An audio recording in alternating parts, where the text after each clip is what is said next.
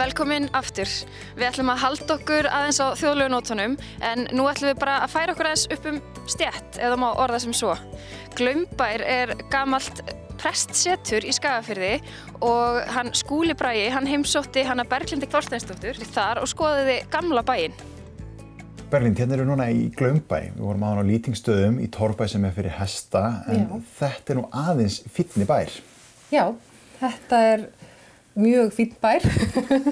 Þetta sem sagt gamalt prestsetur og í raun og veru hefur verið kirkja hérna í Glaumbæ bara frá upphafi nánast, en bærinn var neðar í túninu og og sem sagt var svo seinna 12. öld flutt upp á þar sem staðurinn núna og hann hefur þróast heilmikið í gegnum tíðina og kannski megin atriðum frá svona 19. öld. Og sýningin hérna inni, þetta tilheyrir allt saman byggðasafni Skagfirðinga? Já, það passar. Safnið var sem sagt stofnað 1952 en síðasti ábúandinn flutti úr Glaumbæ 1947, þannig að það var mjög lengi búið í bænum og sem sagt 52 voru settur fyrstu sýningarnar hérna í bænum. En nú þetta stór og mikill bær og bara mjög fallegur líka. Það hlýtur að þurfa að líta í mörg horn bara varðandi viðhald á svona húsi?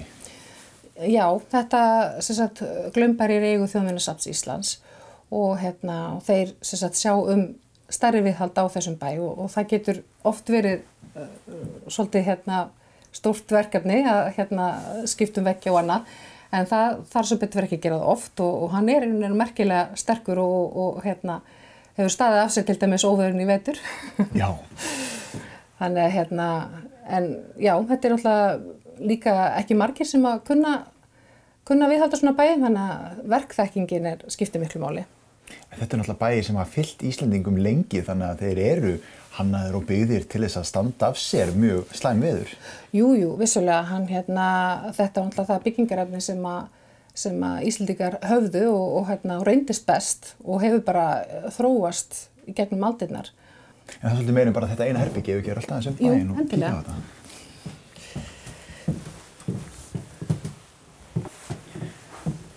En síðan að bæði að varðveita þessa gömlu gripi og sýna þá og síðan náttúrulega líka þessa fornleifa sem á svæðinu og vinna þær og þeir með fornleifadeild, er það ekki? Jú, það passar. Við erum með fornleifadeild sem hefur verið starfrækt frá 2003 og hefur verið að gera miklar byggðasögur rannsóknir og hafa einmitt sýnt fram á það að bæir voru að færast ofar í landslæginu hluta vegna og fólk flutti bara með hús og kirkjum og kirkjugörðum öllu saman. En við erum einmitt fornleifadeildin hefur oft verið með 3 starfsmenn en núna einn starfsmaður, hann er svona í lágmarki, okkur vantar einmitt fornleifafræðing. Fyrir þá sem að horfa. Ja, akkurat.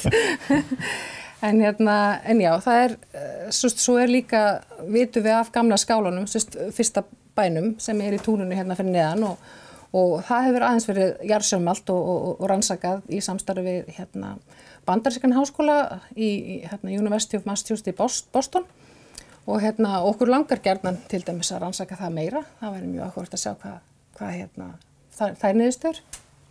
En upplifun hún náttúrulega mjög margþætt. Maður svolítið að hverfa aftur í tíma þegar maður kemur og maður þarf að passa sig á bitunum að labba undir þá og maður getur svolítið svona ímyndað sér og fengið tilfinninguna fyrir hvernig hefur verið að búa í svona bæ.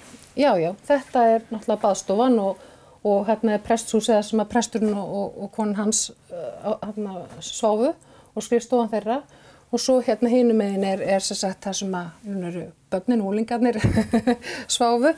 En voru sem sagt vinnufólkið og það svolítið einmitt auðvelt að ímynda sér það þegar maður situr að þegar konurnar hafa sofið megin og börn með þeim og kallarnir megin og svo var einhver að lesa sögu eða kveða stemmur og á meðan hinir voru í handavinnunni. Já.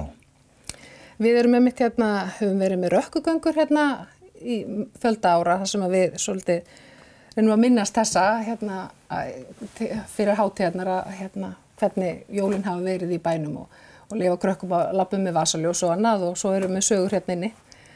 Í myrkrinu? Í myrkrinu. Það eins gott að passa sig þá á bitunum. Já, einmitt. Aldeilis. Það lítur að vera dálítið mögnu upplifun fyrir sérstaklega börn og unglinga sem að alast upp með snjallsíma í höndunum að taka þátt í rökkulgöngu hér og hlusta á sögulestur í svona stofu. Já, það er svolítið gaman einmitt að fá krakka í heimsókn. Þau eru svo óbáslega forvitin og spurja út í svo margt. Við erum með krakka 3. og 4. bekk og Varmaliðaskóla í þar síðustu viku og það var einmitt þau bara spurðu svo endalaust, þau eru svo forvitin við allt saman. Svo voru líka með fjölskyldufjör í vetrarfríinu síðustu viku og það var einmitt, voru með ratleik og það verður mjög vel heppnað, margir krakkar sem vilja koma og spurja út í gamla daga. Eru margir svona viðburðir sem eru hérna svona yfir árið hjá ykkur? Við höfum verið svona aðeins að auka viðburðina. Það hefur, rökkuganga var alveg árviss og svo í tengslu við safnadaginn og en í fyrra voru við hitti fyrra endar, bættu við einmitt í tengslu við fjölskyldu, í tengslu við vetrarfríð og eru þá með ratleiki og eitthvað svona fleiri viðburði og svo náttúrulega alveg ómissandi náttúrulega áskaffi þar sem maður hægt að fá ljúffengar pönnukökur og heitt súkkulaði þegar maður er búin að vera úti í kuldanum. Og svo hefur við líka reynt að vera með nokkur viðburði á sumrin líka, svona bæta við það sem að reyna að fá heimafólkið meira á safni. Náttúrulega hefur við svolítið mikið verið að fá erlenda ferðamenn sem náttúrulega bara frábært, en við viljum endilega virkja krakka og fullorðna og alla fjölskyldur í safninu, safnastarfinu raun og veru. Já. En svo náttúrulega mikilvægt í svona að maður sé að uppfæra sig og breyta og þannig að fólk komi líka aftur og skoða eitthvað nýtt en má eitthvað hrófla við svona hluti? Nú er þetta búið að stilla svo opaslega fallega upp. Hvernig er það? Það má ekki snerta safngripi, nei. En við erum til dæmis með eins og segir eru gömul leikföng. Þetta við erum með svo leggjabú sem við leggjum til fyrir utan á sumrin sem börnin mega leika með. Já. Þannig að það getur að pröfa að vera með svona gamlan bóndabæ, til dæmis hestur með reiðtígi og annað. Þannig að já, en maður þarf að passa sér snert ekki safngripina, En ámar þá í raun að leggja snjallsímann til hliðar og leyfa sér svolítið að upplifa gamla tímann? Jú, ég myndi nú segja það. Það er svo sem velkomin að taka myndir.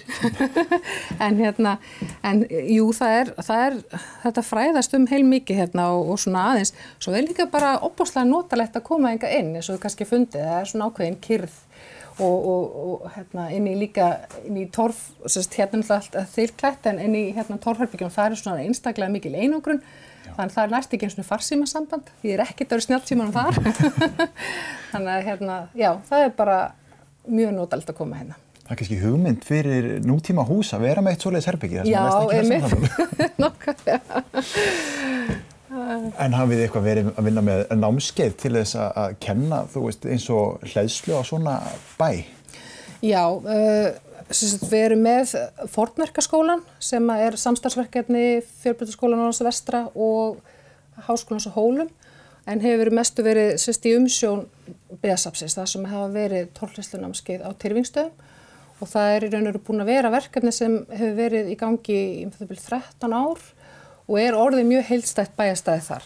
En það er svona, já, það er mjög mikilvægt að viðhalda þessum menningararfi sem torfhleðsla er. Það eru óbáslega fáir sem að kunna þetta og það væri náttúrulega óbáslega mikið synd ef þessi þekking myndi hverfa og við sjáum það til dæmis í nágranna löndum okkar sem að til dæmis frá Skotlandi hafa verið að koma hópar í Fornverkaskólan og til þess að læra torfhleðslu til þess að geta viðhaldi sínum húsum.